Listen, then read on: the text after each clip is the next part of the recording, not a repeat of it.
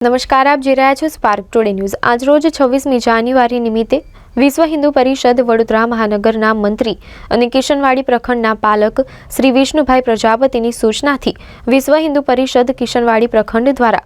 Kamlanagar Ajwa road Vadodara ખાતે ભારત માતા પૂજનનો કાર્યક્રમ રાખવામાં આવેલ હતો, જેમાં ભારત માતા તેમજ ભગવાન શ્રી રામની પૂજા અર્ચના કરી નાના બાળકોને ચોકલેટનું વિતરણ કરવામાં આવેલ હતું। આ પ્રસંગે પ્રખંડના અધ્યક્ષ શ્રી નરેશભાઈ માછી, ઉપાધ્યક્ષ શ્રી વિજયભાઈ પાટીલ, મંત્રી શ્રી વિજયભાઈ ભાવસાર, ગૌરક્ષા પ્રમુખ શ્રી રવિભાઈ ભરવાડ,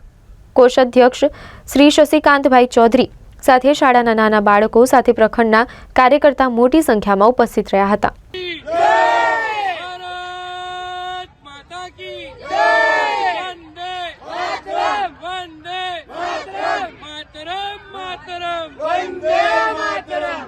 છવ્વીસમી જાન્યુઆરી નિમિત્તે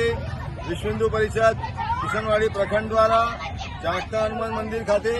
ભારત માતા પૂજનનો કાર્યક્રમ રાખવામાં આવ્યો હતો, જેમાં પ્રખંડના પદાધિકારીગણ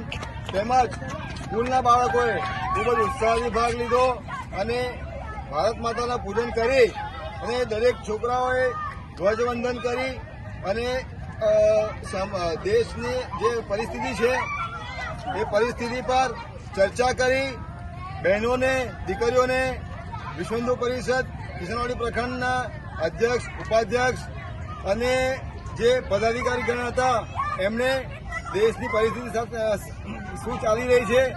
એનાથી વાકેફ કર્યા। બાકી જે ધર્મ આપણો સનાતન ધર્મ છે એ વિશે પણ જાણકારી આપી અને